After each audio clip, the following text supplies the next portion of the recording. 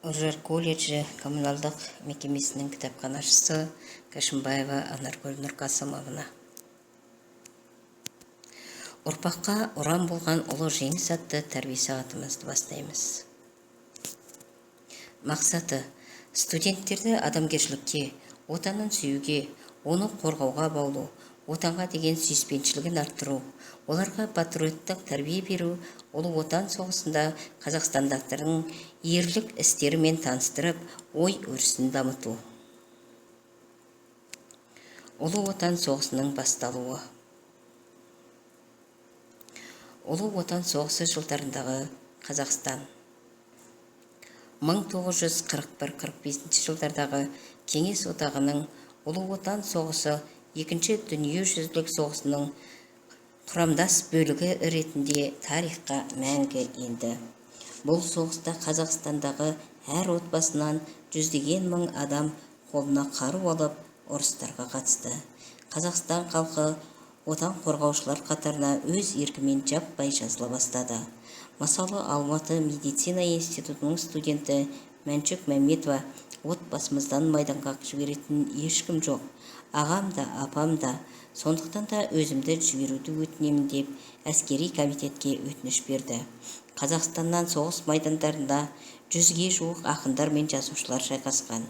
Республика бойынша 2 миллион астам адам әскери даярлықтан өтті. Ұлы отан соғысы жылдарындағы тұтқындар мәселесі соғыстың алғашқы кезеңінде 14-ші атқыштар және атты әскер дивизиясы 6 бригада құрылып майданға жіберілді. Қазақстандық 36 жеке атқыштар бригадасы 30-дан астам ұлттан құрылды. Алматы, Жамбыл, Оңтүстік Қазақстан, Қырғызстаннан шақырылған жігіттердің 316-шы атқыштар дивизиясы құрылып, оның командирі генерал Панфилов болды.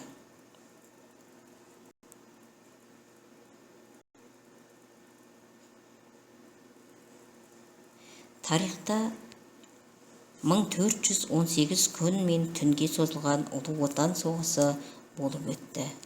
КСРО бойынша Кеңес одағының батыры 11600 адам. Соның ішінде қазақстандықтар 497, ал қазақтар 97 адам. Ең жас батыр Жәнібек Елеусізов 18 жаста болды. Мәскеу үшін шайқаста ерлік көрсеткен қазақ батырлары. 1941 жылы Алматыда генерал Панфилов 316-шы атқыштар дивизиясын жасайды. Осы дивизияның 28 панфиловшы батырлары Мәскеу қаласын қорғауда өшпес ерлік көрсетті. 28 панфиловшының 22-сі қазақстандықтар еді. Мәскеу түбіндегі шайқаста 316-шы атқыштар дивизиясы командирі Кеңес одағының батыры Бауыржан Момышұлы болған. Ерлік көрсеткен қазақтар Нұркен Әбдіров 267-ші әуе дивизиясының 808-ші шабуылшы полкі құрамында майданға аттанды. Барлығы 17 рет әуе шайқасына қатысқан Нұркен жаудың 18 танкісін, 46 жүк машинасы мен көлігін, оның ішінде оқ-дәрі тасыған 18 керуенді, жанармай құйған 3 цистернасын талқандап, зенит қондырғыларының бесеуін, бірнеше жабық адыс ұясын, талай жау әскерін құртты. Нұркен Әбдіровке 1943 жылғы наурыздың 31-де еліміздің ең мәртебелі атақ Кеңес одағының батыры атағы берілген еді. Әлия Молдағұлова, қаһарман қазақ қызы, Кеңес одағының батыры. Прибалтика майданында 26-шы атқыштар дивизиясының құрамында ұрысқа қатысып, мергендігімен көзге түсті.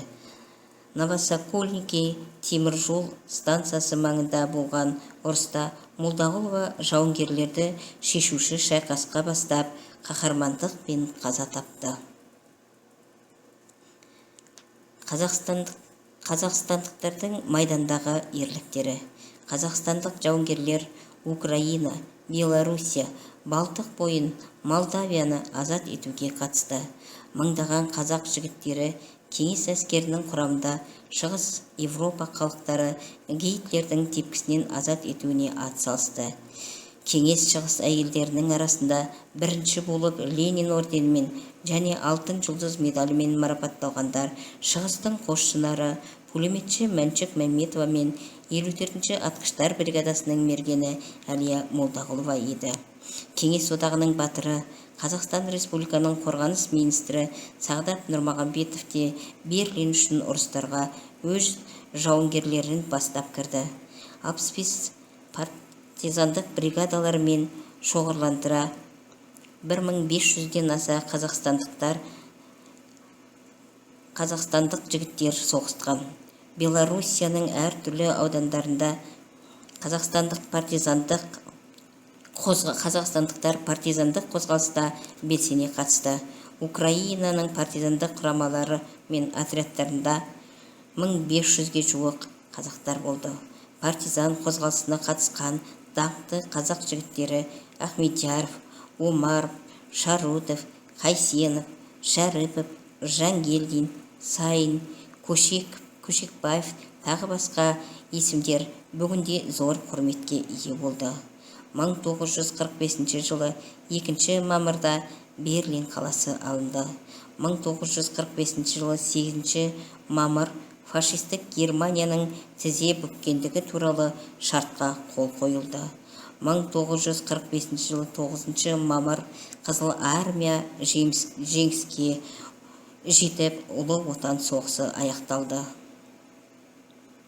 Ұлы Отан соғысында құрбан болған адамдар жалпы әлем бойынша 70 миллион, фашистік Германия бойынша 10 миллион, Кеңестер одағы бойынша 27 миллион, Қазақстан бойынша 400 мың адам еді.